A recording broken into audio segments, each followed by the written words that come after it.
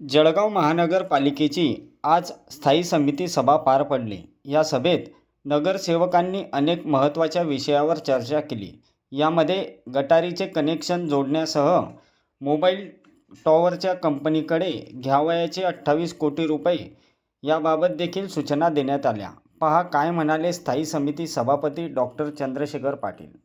आज स्थायी समितीची सभा होती. या स्थायी समिती सभेमध्ये काही डिझेलचे विषय होते, काही मेलेले जनावर यांच्या बिल वाटासाठी नवीन कर्मचारी नेमायचे, तो एक विषय होता. आणि सगळ्यात मोठा विषय होता तो आरोग्याच्या बाबतीतला होता. त्याच्यामध्ये विविध भागामध्ये पोर्टा कॅबिन घ्यायच्या होत्या. त्याच्यामध्ये प्रत्येक एरियामध्ये ज्या ज्या ठिकाणी आवश्यक आहे त्या ठिकाणी आम्ही 13 पोर्टा कॅबिन ठेवतोय की लोकांना आरोग्यवर्धनेसाठी जी सेवा आहे ती मोफत द्यायची आहे. त्या अनुषंगाने आजचा ठराव महत्त्वाचा होता. दुसरा ठराव असा होता की त्याच्यामध्ये शासकीय पदात जे वाहन आहेत पदाधिकाऱ्यांसाठी असेल किंवा अधिकाऱ्यांसाठी असेल ते आम्ही खरेदी न करता ते आम्ही वाहन भाड्या तत्वावर घेतोय. ज्याच्यामध्ये सन्मानित सदस्य नितीन भाऊंनी एक सूचना मांडली की त्यामध्ये आपण इलेक्ट्रिक व्हेकल घेतले पाहिजे.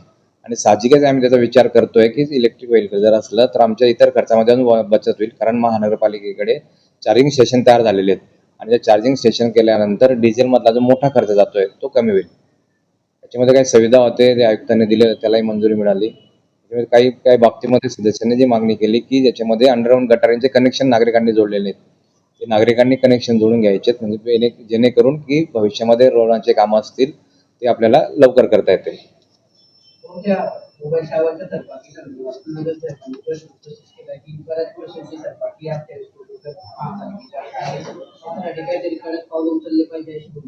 शंभर टक्के, कारण तो सगळ्यात मोठा स्रोत आपला जळगाव शहरासाठी जवळपास 2024-25 पर्यंत 28 कोटी रुपये घ्यायचे आणि 28 कोटी रुपये घेण्यासाठी सन्मानित सदस्यांनी सूचना केल्या.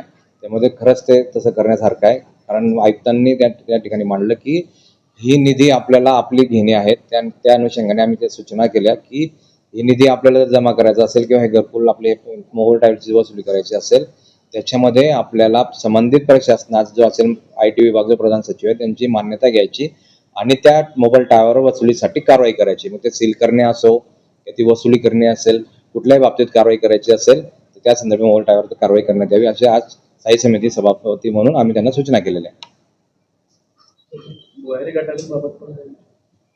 भुयारी गटारीचा तोच प्रश्न होता की सन्मानित सदस्यांनी नाराजी व्यक्त केली की कुठल्याही प्रकारे महानगरपालिकेच्या अधिकाऱ्यांची परवानगी न घेता डायरेक्ट PWD काम करते आणि त्या अनुषंगाने भविष्यामध्ये भुयारी गटारींचं काम न करता जर रस्ते बनवले जात असतील तर भविष्यामध्ये फुटतील आणि त्यामुळे जळगाव शहराचं एकंदरीत आर्थिक असेल, नागरिकांचं मानसिक असेल आणि ते आपल्याला त्रास होईल आणि पुढेच लोकप्रतिनिधींना त्यामुळे सामोरे जावं लागणार आहे. म्हणून त्याचा असा निर्णय झाला, जोपर्यंत भुयारी गटारी होत नाही, आमच्या महानगरपालिकेच्या अधिकाऱ्यांना विचारल्याशिवाय ते होत नाही, तोपर्यंत रस्त्यांच्या कामात सुरुवात PWD करू नये. आणि भुयारी गटारी झाल्यानंतर नागरिकांनी त्या जोडून घ्यायचे, त्यानंतरच आपल्या रस्त्यांना सुरुवात होईल. बऱ्याच ठिकाणी रस्त्यांची मंजुरी मिळाली आहे आणि मंजुरी मिळाल्यानंतर भुयारी गटारी करण्याच्या युद्ध पातळीवर काम चालू आहे. भुयारी गटारी पूर्ण झाली की रस्त्यांचं काम सुरुवात होईल. समन्वय नाही आहे, कारण PWDचे जे एजन्सी आहेत त्या महानगरपालिकेला विश्वास घेत नाही. मागील काळामध्ये सन्मान्य महापौर असतील, उपमहापौर असतील आणि मी असेल, त्यासोबत आमच्या अतिरिक्त 22 मॅडम होत्या, शहर अभियंता होते.